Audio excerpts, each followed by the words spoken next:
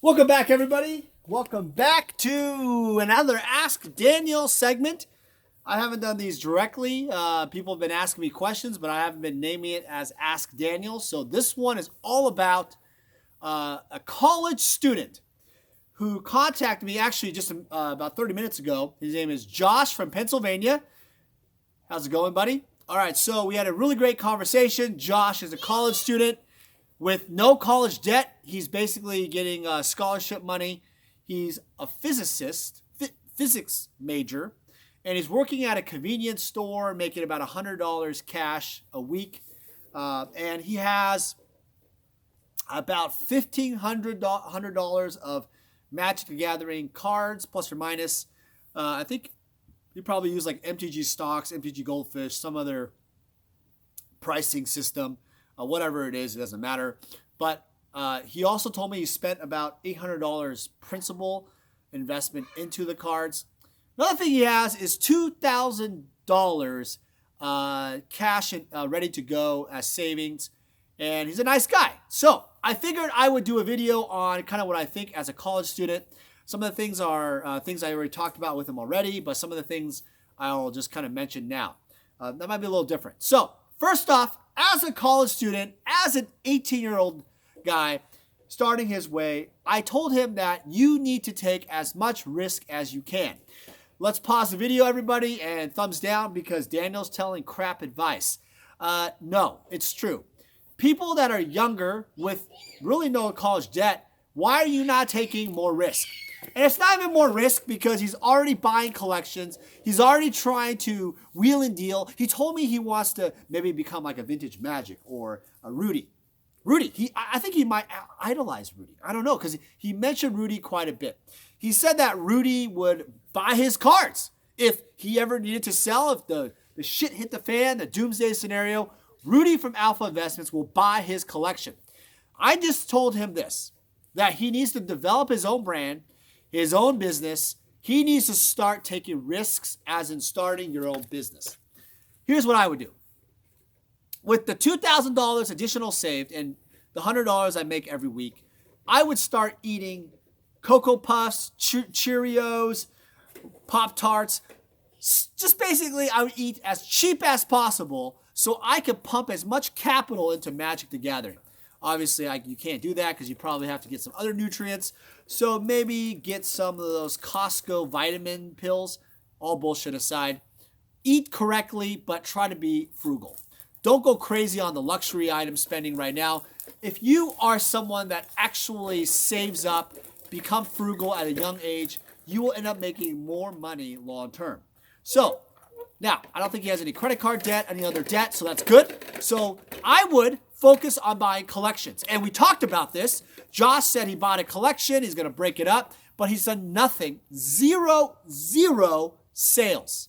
It's kind of like the 49ers' ability to score touchdowns lately. 0 touchdowns a game. So I would consider making an eBay store, creating a TCG player account, whatever, Facebook groups. Start building a reputation selling online. Have people trust you. Build a network. I think I've said this before, actually. But do all those fundamental things. You know, go to some of those Magic festivals or Grand Prix, whatever they call it. Develop relationships. Buy deals where you see profit to be made. But here's the trick. Buy deals where you can flip it, make a profit, walk away. What's the percentage? What's a healthy percentage to make? As much as you can. So I wouldn't go for 5%. I probably would go for probably 20, 30, 40%. People need money. And he actually says something that I actually don't actually recommend normally, but I will actually agree with if you make a profit. If he said, well, Dan, I can't afford old school cards only because that's going to tap out all my capital. Correct. So he said, well, why don't I just flip standard cards? The S word, standard. Well, I told him, if you want to go roll the dice in standard, go for it. The problem with standard is it's so volatile and it's so contingent on like banner restricted lists, what pro person used the card, how it runs on a Grand Prix, whatever, right? Things change. What reprints happen, what things come out, you know, because the combo now this combo doesn't work anymore, whatever, right? So you have to understand that if you play the standard buying and selling game, you will get hosed most likely if you hold on to the cards. So I told them that your sales cycle must be very quick. You need to sell it quickly. Do not hold on to the damn cards. Make cash. I would recommend gaining more cash. I would recommend building profit, developing a network, building that credibility, and once you start flipping and stuff and building profit, then you can start doing long-term positions, mid-level positions, instead of just all short-term.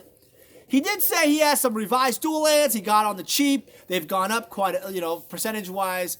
And he asked, well, should I be selling those? What do you think? I told him, look, revised dual lands are going to go up long term. But you may want to use the capital because they're so valuable in terms of capital in retrospect to what he has in terms of capital. He might want to use that to buy other deals. And you never want to miss out by not having enough capital. That's what I would say on that one. Another thing I would recommend him to do is to actually develop a business plan. Write down a business plan. Actually write down in writing what you actually want to achieve. Or if you're trying to make it a business, how are you going to make it profitable?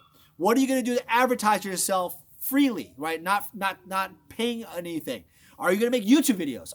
Is Josh going to be the next star YouTuber? Don't rely on Rudy. Don't rely on Daniel. Don't rely on other people to dictate the market. You don't understand that we're just a little pebble in the pond of the big marketplace of Magic the Gathering. It's a really, really, really big marketplace. I think there was a poll that came out from Magic Finance Group about what is the market cap of Magic the Gathering right now, and the secondary market, or just in general. And I said 5 to 10 billion, but now I think about it, 5 to 10 billion is too little. I'd probably say 20 billion plus, maybe. There's so many sealed products, so many valuable collections, stuff like that are going on. I wouldn't be surprised.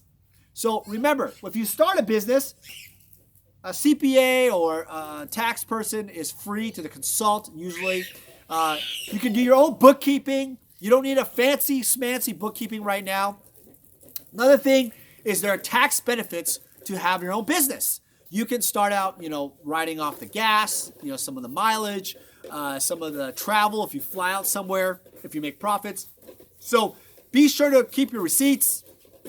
Have great accounting. That's one of the mistakes I had was I just didn't really care about those, and I lost out on some deductions. So make sure you talk to a tax advisor, not Daniel Chang, not Rudy, later on. Now, I think the last thing I would consider, other than building a network and all that stuff, is start understanding also about condition. Being aware of what is mint, what is near mint, what is played, what is EX, what is very fine or lightly played, moderately played, HP. He mentioned BUYLIST, and they'll buy his cards on BUYLIST. What condition does that mean? What does each vendor consider mint, near mint, whatever played? Every vendor is different. Every single person is different. So understand, build a relationship, talk to the buyers at that specific vendor, and understand what they're looking for. What's interesting is every vendor actually has different criteria, and for one vendor, it might be near mint. This vendor might be played. So you actually will get more value from another vendor. Now, you're probably wondering, well, that kind of is weird because why is this person buying a near mint price? Some vendors actually are more strict than others. You got to keep that in mind. It's a very weird cycle we are in Magic.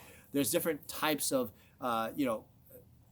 people involved in buying. You can actually take advantage of certain vendors who really don't understand the difference between played and not. Not saying it always works, but you might get more value. All right, so that's about it. Guys, what do you guys think? Do you think I'm wrong? I think that being a college student at 18 years old, like Josh, is a great time for a business. It is a great time to start something cool, and it's a great time to take risks and literally go down the hill. Let's take a look. My son, Scott, likes to go down hills.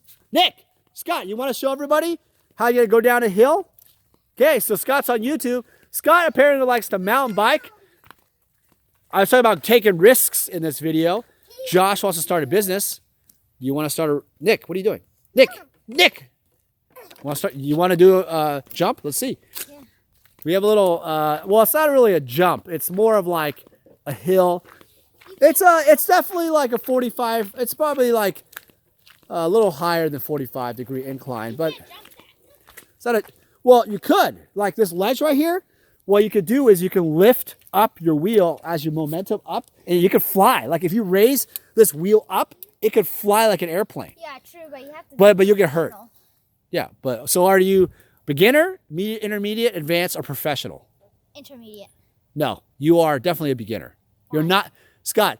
An intermediate is basically someone that has been doing this for a lot longer than like a cute couple lessons. All right, show everybody how to do it. Okay, hold on. Don't do this at home, everybody. So what are you thinking about? So I'm thinking of how to, like, have a way to where. Nick, what do you think? Ow, ow, ow. Watch. Ow. Watch. Ow, ow. Oh. Whoa, that's not hard at all. Wow. Nice. Help.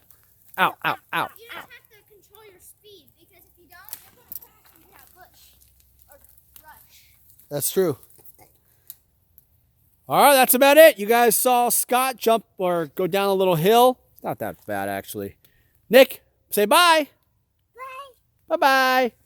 Hey, Josh, listen. I want you to understand. It's really important to be humble. You will reach a point in your career, you seem like a very ambitious guy, that you will end up possibly making a lot of money.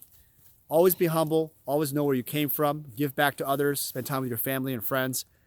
And understand that in the end game goal, money is not everything. Be sure to spend time taking care of yourself, your family, your friends. Remember that.